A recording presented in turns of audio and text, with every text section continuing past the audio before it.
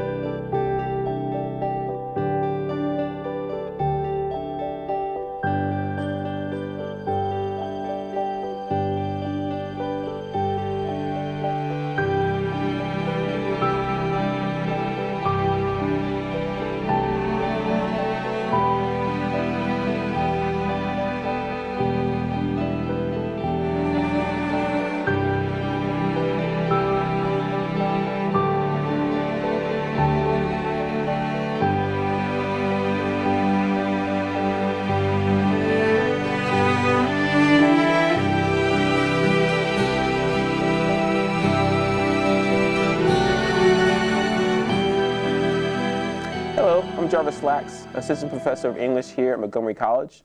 And once again, the college has the pleasure of hosting the F. Scott Fitzgerald Literary Conference, where we celebrate writing in all its forms. A highlight each year is the presentation of the F. Scott Fitzgerald Literary Award. Past winners include John Updike, E.L. Doctorow, Norman Mailer, Joyce Carol Oates, Elmore Leonard, and many other well-known authors. This year's honoree is Robert Olen Butler. He follows in the tradition of excellence of those who came before and is a fitting addition to the list of past honorees. Mr. Butler is the author of 14 novels, 6 books of short stories, and a collection of his lectures on the creative process from Wherever You Dream. His first volume of short stories, A Good Scent from a Strange Mountain, won the 1993 Pulitzer Prize for Fiction. Welcome, Mr. Butler. It's an honor for you to be here today, and congratulations on winning the F. Scott Fitzgerald Literary Conference Thank you, Jarvis. I'm delighted to be here with you. All right, so let's go jump in. I got a couple of good questions, so we'll see how it goes. Let's talk about writing from the white-hot center and the dream space. So let's say you have a young writer who is just beginning to engage in the craft. What would the process be for a young writer to find the white-hot center, to find the dream space? Because in some ways, I think when you learn how to write, there's a bunch of different theories about how you begin. But I'm really interested in your concepts of like finding the core and then coming out with that. Absolutely. Perhaps it'd be worth a word just to explain that white-hot center concept in order to understand what they might need to do.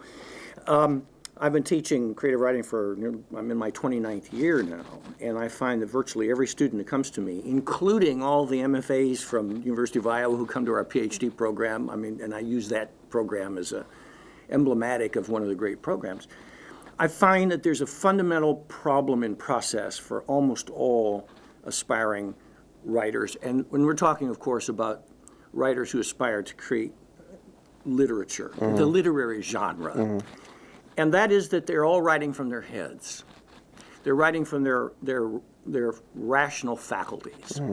And that is the antithesis of the process of creating a work of art. It's my belief, and it's a matter of aesthetics, that art does not come from the mind. It does not come from the rational analytical faculties. It comes from the place where you dream, as you mentioned, the white-hot center, I often call it. And so getting them from here to here is the great problem. Now, the very beginning writers, and certainly your school deals with them at that level. Yeah, very much By so. the way, so do I. I teach 2 classes a year. I have a wonderful endowed professorship. I do teach a graduate creative writing program, but I choose every year to teach undergraduates as well. I teach them the same way that I teach graduates. There is a little bit of the challenge there for the undergraduate, for the aspiring artists of Montgomery College, for example, is this. And I often cite Graham Greene, the great British novelist.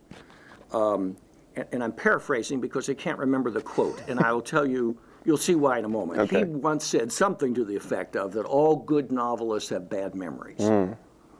He says what you remember comes out as journalism. What you forget goes into the compost of the imagination.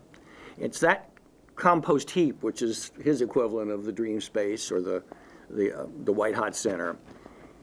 And he's speaking obviously clearly about life experience there, although I find other applications of that as well. But the challenge facing the very young writer is that there are no child prodigies in literature. There are no Mozarts. Yeah. You know, there are hardly ever any, in terms of true enduring literature, there aren't even any, certainly not any adolescent, maybe even, and certainly not young adult, and often not early 20s. Yeah, you're right. Great artists. The problem is, first of all, and this varies by individual, but there's often still a lack of intense engagement, wide experience in the world. Yeah. There's nothing you can do for that except wait that out. And look, I've been there too. Before I began to write really well and publish, I wrote, in those years, 12 god-awful full-length plays. I wrote 44, my graduate student has counted them now as he's going through my paper, 44 dreadful short stories and 5 terrible novels. I wrote 1 million words of dreck before I started writing well. And some of that had, I wish it had me to talk to me. I didn't even know what I was looking for. But some of that had to be gotten through. And so you have to teach, the young writers need to have patience with themselves about this.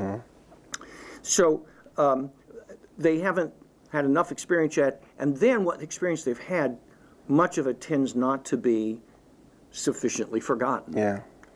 And so I'm restating the premise behind your excellent question, because that's not so easy for the young writer.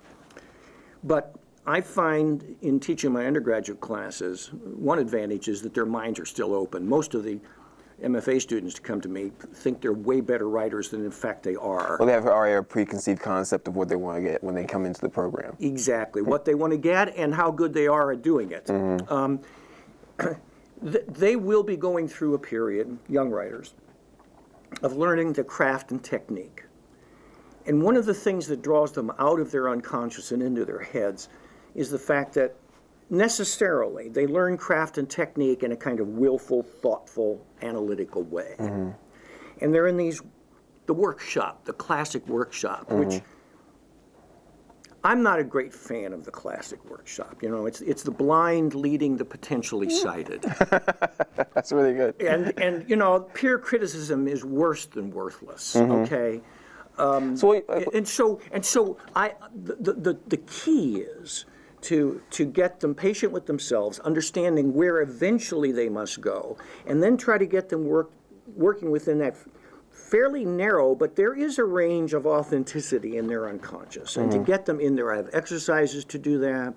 I get them focusing on the essential of narrative, which is yearning, characters yearning for things. And young writers tend to just give their characters problems instead of yearnings. So you asked, I'm sorry to give you a long answer, because you asked a really good question. This is that goes great. to the heart of a lot of things. So that's basically how I go about it. I'm glad you brought that up, because a lot of times when you teach creative writing, the workshop dynamic comes into play, and I understand that you do it differently than most. So let's just go ahead and get to that question of peer reviewing, the workshop, the trading stories. Like, what is the problems you think with that, and how do we address it, or how do we do something a little different to work better with the dream space, with the White Hot Center, with the idea of it comes from your heart instead of analytically? It's analytical. Well, here's the problem. There's a corollary to what I've just said for the reader. If a work of art is an object of the dream space and of the White Hot Center, how it ends up on the page, therefore, it's an object of the senses. It's not an object of the mind. We don't ever confuse this in other art forms. A painting, no matter how abstract the painting is, I mean, if you stand in front of the largest single-colored Barnett Newman painting at the Museum of Modern Art, And unless you've been screwed up by too many art appreciation classes, your response is not an abstract one. It's not ideas. It's color and texture. It's of the senses. Movement in dance, sound in music, moving pictures in the cinema. The art objects here are all sensual objects, okay? And the experience of those is to be an aesthetic experience. Now, it's the same for the reader of great literature. When you encounter a work of literary fiction, you are not meant, as a reader, in your primary and only necessary encounter with that work, you are not meant to understand it in an abstract, analytical, symbolic, theoretical, philosophical, political way. You're meant to thrum to a work of literary art, like the string on a stringed instrument vibrating, you know? That is the aesthetic response. That's what an art object, that's how an art object is intended to be experienced. Now, if then you look at that in relationship to a classic workshop. Where you have to trade stories, like here's my workshop piece, and you read it, next week you've analyzed it. So there you go. And more than that, your analytical powers are part of the way that you're supposed to be impressing the eminent writer in the room, or your teacher, who's the person who you're dependent on for grades. Grades are a great barrier in this process too. Or trying to curry their favor to help them get published or whatever. So a premium is put on your critical response. You're required usually to respond critically. And so from the first moment you sit down as a student in a workshop to read the manuscript, from the first sentence you're going, what am I going to say? As soon as you do that, you go out of here and into there. Yeah.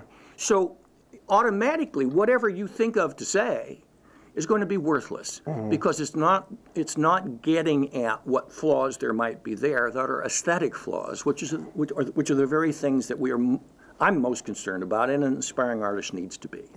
But can't a workshop student in a workshop get past their own ego when they're doing a workshop? Eventually, if they do enough workshops, can you get to the point where they can tell a potential writer when they have a workshop piece, I've read your work, I didn't feel this emotion, or I didn't come out of this way? Absolutely, they can, but you have to instruct them to do that. It doesn't happen naturally. And the workshop environment doesn't do it naturally yet. Okay, that's exactly right. The workshop environment must make sure that they understand. And by the way, part of the problem is to first learn craft and technique.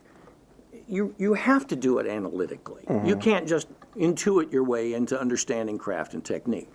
So the technique classes, I'm talking about how to severely adjust the impressions of the workshop once you reach an advanced level. The craft and technique classes focused on craft and technique, but every teacher of fiction, craft, and technique needs to do two things. At the beginning of the class, they need to say, now look, class, what we're going to do this semester is a strictly artificial and secondary thing. We're going to use our minds analytically to look at the literature. We're going to apply it even to our own writing in a thoughtful, analytical, willful way. But don't be confused. This is not the paradigm for the creative process. In fact, it's the opposite of the creative process. And this is where I would go back to the Graham Greene observation. He's speaking of life experience in the need to forget. Well, that compost heap that holds your life experience, that's the place where the only craft and technique you have authentic use of needs to reside there also. So at the back end of every workshop, of where it's craft and technique focused, the instructor needs to, on the way out the door, say, okay, now class, the crucial last assignment is forget everything we said. You have a knowledge of it, but go ahead and start letting it go so when you go to the other workshop, you start using your heart. Exactly. And so then, what you have to teach students to do is to, when they read, don't worry, you're not going to be evaluated on what you say. If you don't have anything to say, don't say it. And it's best often to just go, you read this as if it were a real work of art already, and you go thrum, thrum, twang. And when you hit the twang, you don't then turn into analytical mode and find the techniques to fix it. You identify the twang and encourage the writer to go back and revise. But you do not revise. That doesn't suddenly empower you to use your brain. Rewriting is redreaming. You return to the unconscious to redream the part that went wrong. Okay. And then you apply your craft and technique only from your compost heap. It's happening in a kind of natural shaping way on the innate materials, the emotional, sensual materials of your unconscious. Okay, great. Is this kind of the reason why a popular term, I think, workshop writers? When you have a person in a workshop, that tends to, after a while, they create pieces that work. Because I think a lot of times, too, students have this weird energy. They turn a workshop piece into the workshop. They say, this is going to do great in workshop. Because they have that dynamic. That's right. But that's not necessarily what's going to get published or what is going to be appreciated by the readers. You're absolutely right, Jarvis. That's exactly so. There's that phenomenon as well. And then on top, this is another reason why the workshop is, often a very difficult, misleading form, because they're there, they are courting, admiring peer response, and they're also courting, of course, the admiration of the writer in the room, and they stop writing from as artists write, which is simply to I have encountered the chaos of moment-to-moment life experience. And it on the moment-to-moment sensual level, our life in our bodies on planet Earth, it's all chaotic. And the artist, though, has a deep intuition that behind the chaos is order and meaning. And that's why they write. That's why they create a work of art. To give voice to that, to articulate it, but in its own moment-to-moment sensual form. It's a different way of knowing the order of things. And so if that's what they're pursuing, then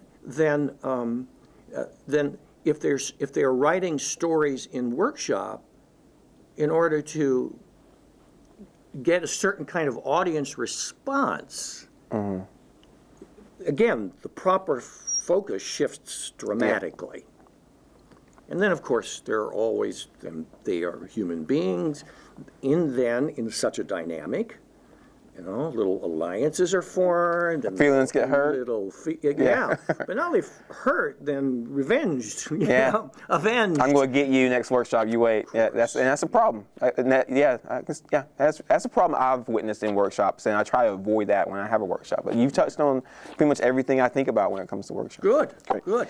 Let's see. So I teach Jealous Husband Returns in the Form of a Parrot. Oh yes. We've read in my creative writing class probably one story a week, just to kind of we can talk about it. Good. And your story, I always vote. I say, okay, we go put all the stories you read on the board, and we go vote which one's the best so far. And your story always wins. Oh, well, sure. Students love it. But I started reading Hell, which is your novel. And when I started reading Hell, automatically I started thinking about magical realism. Because in the parrot story, you have a man who dies and comes back as a parrot. And then you have Hell, where you have an actual person in hell, living in hell as if it's... Hell is set in hell. Yeah. And it's very crowded. Yeah, very crowded. Yeah. The main character is the anchor man for the TV evening news in hell. And I love the concept. I want to speak about Hell for a second. I love the idea that you incorporate just torture as far as he's walking into his apartment and he has his roommates that he doesn't want to talk to, hates, and automatically his legs start walking slower. And that would be hell. The idea that I have to deal with these things on a daily basis and I can't, it's just fascinating. When you work on magical realism, how do you approach it? And my biggest concern or question is, you have the cliche and then you have the absurd. Yeah. And when you go to magical realism, you're pretty much dancing over the absurd side. How do you go from just far-fetched enough or too far-fetched? How do you balance that? And what's your approach when you work on magical realism? Well, the way you phrase the question, if I might say, is exactly the way that workshops might indeed phrase those questions. Okay. to work on magical realism is to have a concept, an idea of what this genre, this form is. Now you caught me with that. And then you work on it. Okay. You know, you go, okay, now how do I get these elements in, and how do I walk that tightrope? You see, the question asks and it's exactly the workshop question. No, you're right. I'm concerned about. Yeah, you're right. Okay, so let's because how I do it is that's the vision I have. The way I'm responding to the zeitgeist, the spirit of this age, and the way we carry our hells around with us, and the nature of suffering, because the book comes to quite an interesting turn, as you know. But even that turn I did not anticipate. There's quite an interesting ending on that book, and I did not know that ending until it happened. Wow. The way to work on it is not to work on it.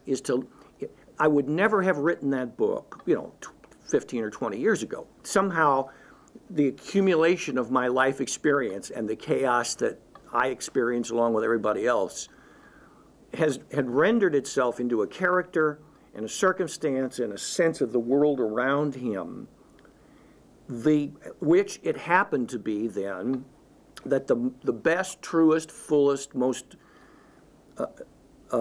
appropriate expression of that was to set the book in hell, and to let these folks in their deep yearnings for self and an understanding of their place in the universe, even still, to work itself out. And then, the tightrope is your own. You set your own parameters, and you don't even do that with a willful analytical. So you just have a feeling. So when you write and you understand, okay, this is not working. I'm going away from myself too far. Exactly. Let me run in. I go back. My memory is bad enough that I can revisit what I've written pretty quickly in thrum and twang. And if it's twanging, I know it's wrong. So the twang's the bad. Like, oh, it's twanging. That's twanging. This is but thrumming over the top, and it's suddenly really you can step back from that and do it as a secondary artificial thing and look at it and say, well, what's happened here is that the techniques themselves have taken center stage. The craft and technique of creating a hell, of creating what is de facto a magical realist world. The techniques have come to the center of the stage and are just performing on their own. They are no longer organically embodying and expressing the vision of the world and these specific characters that's stirring around in me. So, just working with the thumb of twang and going back to the parrot story and the idea of dream space, that a lot of my students when we talked about the story, they said this is obviously from his personal experiences and what happened to him to make him want to write a story about this. Yeah. Absolutely ridiculous question. Totally, that's as bad as symbolism. No, symbolism and authorial intent in terms of an aesthetic object are utterly irrelevant. So when you worked on, let's just use the parrot story for example, you're coming from a place inside you and you're working on this story about a person who's dealing with jealousy. It's coming from you, but it's not you, right? That's right. So a lot of times young writers and I think readers have a hard time with the concept that a writer is not necessarily the people in the work. Okay. Address that for a second, especially when it comes to very personal stories with, the first person narrative, I. I fall victim to that, I think, or I fell victim to it in early works where I'm obviously this person, and then you slowly move away. How do you address it? Especially when we talk about it coming from you, there's no analytical process. How do you deal with the idea that it's not you, but it's coming out of you? Yeah, and of course, this is an even greater challenge for the young writer, because we go back to the fact that because of course your own white-hot center in your own unconscious is all about you, and if you're young, you have not forgotten much. Now, look, at some point things come out, even in that story, where it's not like you're just an amnesiac. I mean, I could have recognized, even as it was coming out, if I'd let myself, but that's not where my my focus is. That this bit is probably, if I stopped and did my own self-analysis autobiographically, I could find where some of this came from. But the point of not writing from yourself is that an art object is utterly organic. Every comma resonates in a deeply sensually patterned way into everything else. And the problem, the process problem of autobiography is that it sits there and won't yield. To create such an object, everything has to be malleable, negotiable, changeable, transformable, so that it fits everything else. The ways in which all of that gets transformed and that organic vision that emerges, that thing is the stuff that, that you ultimately get this odd feeling that you're just sort of channeling this vision, or that it's somehow apart from you.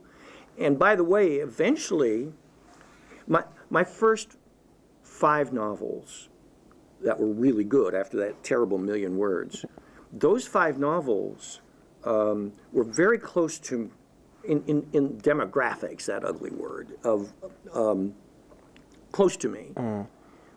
But artists are capable. I mean, this is what many artists are capable, and that's what artists do, to re-encourage us that there's not, that the things that seem to divide us are not nearly as significant as the things that bind us together. Religion, gender, race, ethnicity, culture, all of these things in our society that seem to make us so different. Ultimately, the thing that binds us together, our shared humanity, is far more important. At the beginning of an artist's career, even when they're creating great art from their own white-hot center, they tend to stay pretty close to those issues for themselves. They know them best.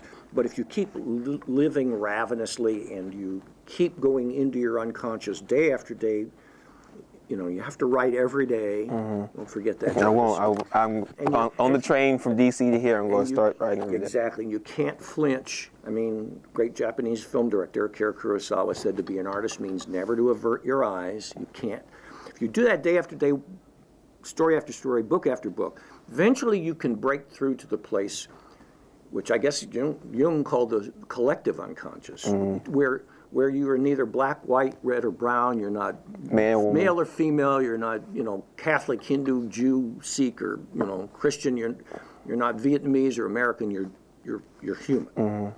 And then you can draw your authenticity from there, and channel it into the vessels of characters that might be quite different from you. And that's probably why, reading your work, you're pretty adept at writing women, which can be difficult for men. So you go to that collective unconscious, you're pulling it in, you're making women people instead of just like a stereotype, which is important. Absolutely. Well, we're doing great. One more question. Sure.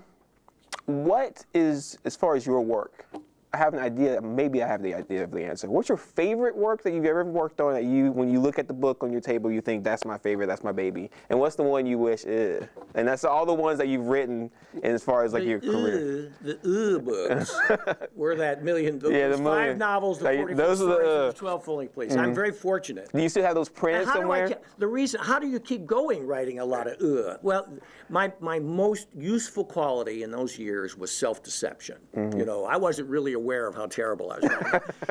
As I say, if I had me to talk to me, if I understood the things I've just talked about in the last half hour, I probably could have written only 250,000 terrible words than 1,000,000. But I still would have had to do a bunch of that.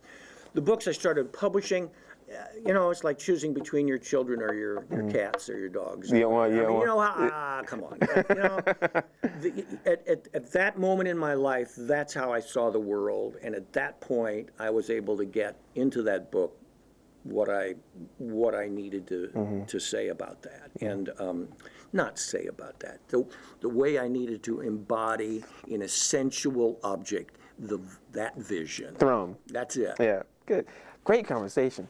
pleasure, Jarvis. Thank nice you. to meet you. And thanks to you all for joining us today. In addition to this interview, Montgomery College Television will also be airing major portions of the F. Scott Fitzgerald Literary Conference. So be sure to check the MCTV website for dates and air times. Thank you very much.